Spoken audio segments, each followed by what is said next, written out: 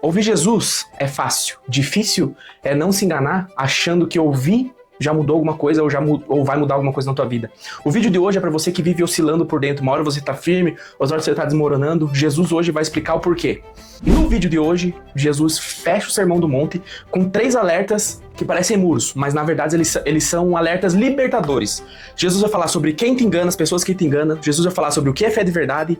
E Jesus vai falar em como não desmoronar por dentro. E no fim do vídeo de hoje, eu vou te dar um teste de 30 segundos, onde você vai descobrir se a sua vida hoje ela está na rocha ou se ela está firmada na areia. E qual prática você pode estar fazendo ainda hoje para estar mudando a direção da tua vida. E se você quer viver isso na prática, comenta aqui embaixo rocha. Isso é um compromisso que você faz com você mesmo e ajuda a mudar a tua rota. Nós estamos nos encaminhando para a parte do fechamento do Sermão do Monte. Depois de falar sobre ansiedade, julgamento, escolhas e sobre escolher o caminho estreito, Jesus termina o Sermão do Monte com um alerta muito direto. Jesus vai falar que o maior desafio espiritual não é ouvir, é achar que ouvir já é suficiente, que ouvir já basta. Jesus fala sobre árvore, sobre frutos, sobre pessoas que chamam por Senhor, mas não vivem isso. Jesus vai falar sobre as 2 casas que enfrentam a mesma tempestade, mas só uma dessas casas é que permanece de pé. O trecho de hoje é como se Jesus falasse: agora que você ouviu tudo isso, a pergunta é: o que você vai fazer com isso? Que atitudes que você vai tomar? Que medidas você vai adotar concretas no dia de hoje? Até aqui, nós vimos que Jesus apresentou os valores do reino. Recapitulando, o reino é uma nova forma de viver sobre Deus, uma nova forma de pensar, de agir. Jesus até aqui ele aprofundou a lei, ele falou do coração humano. Jesus ensinou sobre fé, sobre oração, ele ensinou a oração do Pai Nosso. Jesus ensinou até aqui que nós não devemos andar ansiosos e apresentou o caminho estreito, que é um caminho mais gratificante, que tem mais fruto, mas é mais difícil. E agora Jesus vai fazer o encerramento prático do Sermão do Monte. Ele começa falando no capítulo 7, do versículo 15 ao 20, dos falsos profetas. No século I, tinham muitos mestres religiosos itinerantes. O que eram os mestres religiosos itinerantes? A frase itinerante remete a pessoas que viajam em função... pessoas que viajam em detrimento de uma função, ou seja, mestres religiosos que viajavam de uma cidade para outra pregando suas crenças, pregando sua religião. Alguns desses mestres religiosos, eles eram de fato sinceros, verdadeiros, mas assim como na atualidade, alguns buscavam só dinheiro, alguns buscavam seguidores, status espiritual.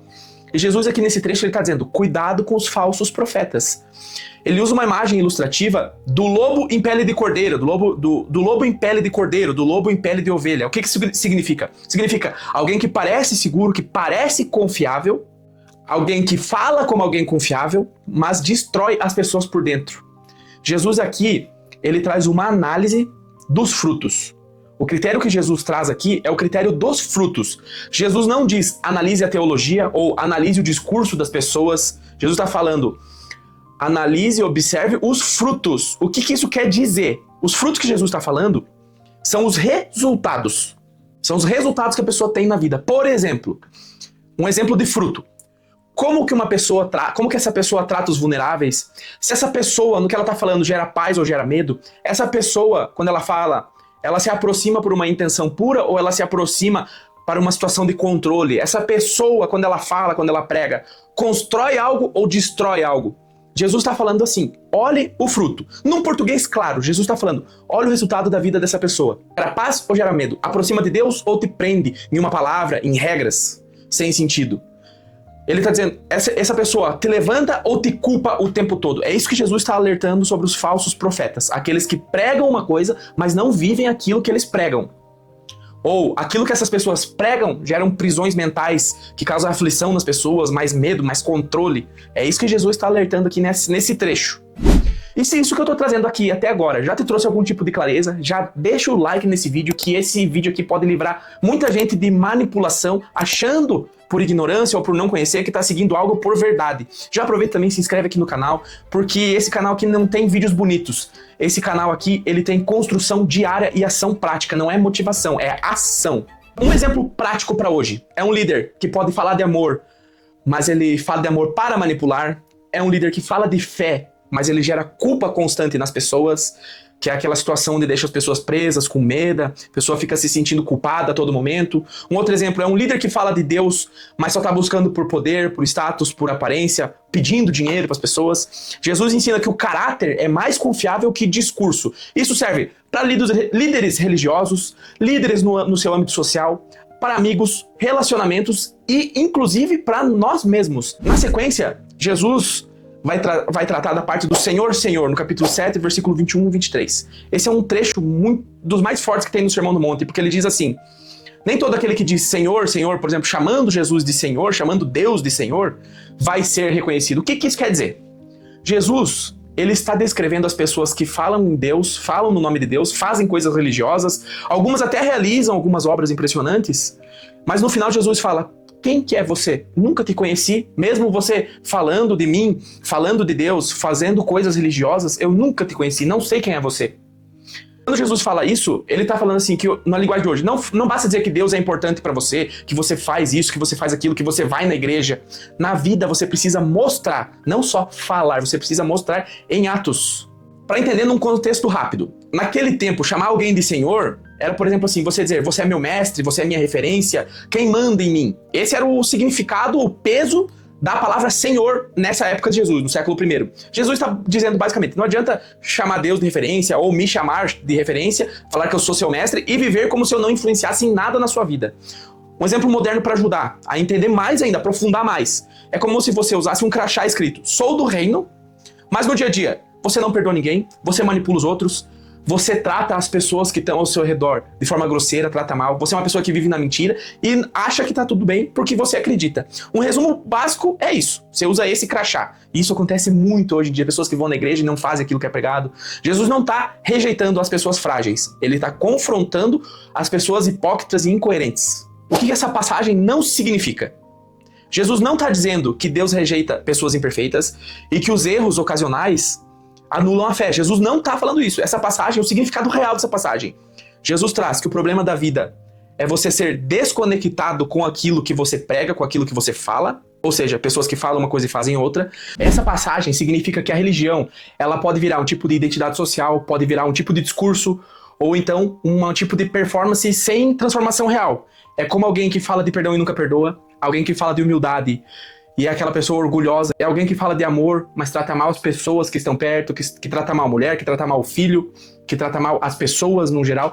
E Jesus, ele está confrontando essa incoerência espiritual e não a fragilidade humana. Esse que é o ponto-chave aqui nessa passagem. Logo na sequência, Jesus fala da casa na rocha, no capítulo 7, do versículo 24 ao 27. Essa é a imagem final do Sermão do Monte, é uma imagem como se fosse perfeita. O detalhe importante desse trecho é que ela ilustra os dois homens, que ouviram, que construíram, e os dois homens enfrentaram a mesma tempestade. Tempestade aqui não é castigo. A tempestade é uma parte da vida, porque todo mundo, desde aquela época até os dias de hoje, todos enfrentam a tempestade. O que é a tempestade? Perdas, crises, doenças, decepções, medo.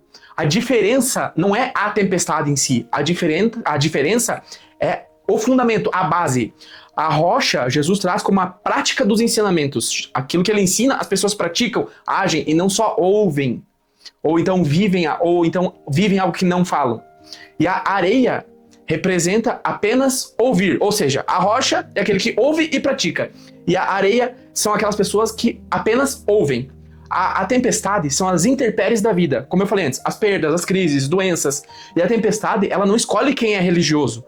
A tempestade, ela chega para todas as pessoas. Todo mundo passa em algum momento por uma tempestade ou por várias tempestades. Enfim, a diferença é o que te sustenta quando ninguém consegue te salvar. A tradução para a rocha contra a areia que Jesus traz, basicamente é o seguinte: a areia, eu sei o que é certo, mas eu vivo adiando. E a rocha, eu pratico pequenas atitudes com micro resultado todos os dias um pouquinho.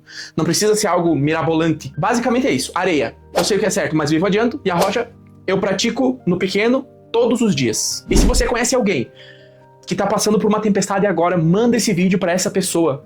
Porque isso daqui é um fundamento. Esse trecho ajuda as pessoas a construir a sua casa na rocha e passar por todas as tempestades da vida. Quer um exemplo real? Pense em duas pessoas passando por uma mesma crise. Uma pessoa perde tudo, entra em desespero, se perde emocionalmente. A outra pessoa, ela também sofre. ela também fica preocupada, também sente aflição, mas a diferença da segunda pessoa para a primeira é que essa pessoa aqui ela não desmorona por dentro, porque ela tem a sua base firmada na rocha e não na areia. Não é porque um é mais forte e o outro é mais fraco, é porque um construiu uma estrutura interior para aguentar passar pelas tempestades. Por exemplo, um rapaz que perde o emprego, ele pode passar o ano inteiro esperando as coisas se ajeitarem com o tempo e adiando as coisas. Ou no dia seguinte ele pode começar a buscar uma nova habilidade, novas conexões, orar pedindo direção, cuidar da saúde mental e se reinventar. Um ano depois, um está na mesma situação, nada mudou, continua adiando, e o outro está completamente renovado. Ambos viveram o mesmo tempo, mas um deixou o tempo passar e o outro escolheu agir e conseguiu ter resultados consistentes. Quer outros exemplos do cotidiano para ajudar a entender? A areia é saber que você precisa perdoar, mas não perdoa. É saber que você precisa mudar, mas vive adiando. É saber o que é certo, mas ignorar, mesmo sabendo, tendo consciência. Isso acontece muito nos dias de hoje. Exemplos do cotidiano hoje de rocha, para ajudar você a fixar essa ideia de areia e rocha. De rocha, são pequenas práticas constantes, coerência diária, decisões alinhadas com a consciência. A rocha, ela não é perfeição. A rocha é uma direção constante, é movimento e ação. Logo na sequência, Mateus, no capítulo 7, do versículo 28 ao 29, ele fala da reação das multidões. O que isso quer dizer, Ivens? O que essa passagem, o que esse trecho quer dizer? Jesus, ele ensinava com autoridade.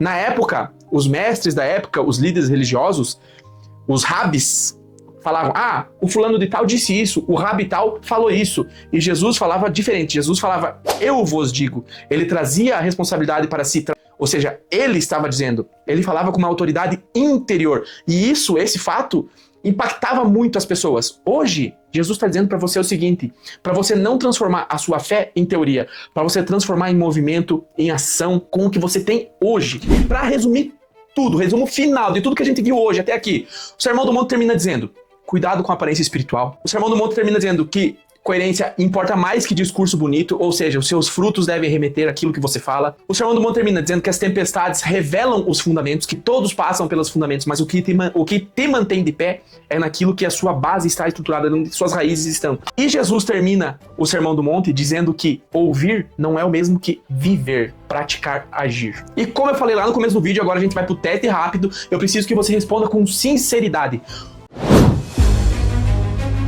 Faça uma pergunta pra você. O que sustenta a tua vida quando alguma coisa dá errado? Por exemplo, aprovação, dinheiro. O que sustenta quando tudo dá errado? É aprovação? É dinheiro? É controle? Pense no que é e responda pra você mesmo com sinceridade. Anote no bloco de notas do teu celular, anote num pedaço de papel, não importa. Faça isso com você mesmo. Pense um pouco. E depois de fazer isso, você vai começar a fundamentar a tua vida como uma rocha, com uma atitude. Você vai escolher uma prática simples hoje, qualquer uma coisa pequena, fácil. Pode ser perdoar alguém, pode ser pedir perdão para alguém, pode ser cumprir uma promessa, pode ser falar a verdade, pode ser, se você é igual aquela pessoa, se você é uma pessoa igual como eu era, estourado, impaciente, você pode agir com paciência. Pequenas práticas que constroem a rocha, que constroem a tua base, que te tornam firme para encarar as tempestades. E depois faça uma avaliação honesta. Complete a atividade de hoje escrevendo no papel o seguinte, eu sei o que eu deveria, mas continuo fazendo tarará, tarará. Esse exercício vai revelar a areia que você está hoje. Por exemplo, eu sei que eu deveria cuidar mais da minha saúde, mas continuo adiando. Isso vai te trazer clareza, vai te trazer direção para iniciar uma mudança, para tomar uma atitude. Comenta aqui embaixo, minha prática hoje é parará, parará. E no próximo episódio, Jesus vai descer do monte, ou seja, ele finalizou a parte onde ele fala. E a partir do próximo capítulo, o ensino de Jesus começa a virar ação. Jesus vai começar a curar. Jesus vai tocar pessoas excluídas, vai acalmar as tempestades e vai enfrentar o medo humano. O reino, que é a nova forma de viver sobre Deus, que é a nova forma de agir, de pensar, que até agora Jesus estava só falando, a partir de agora vai começar a ser demonstrado na prática, com ações.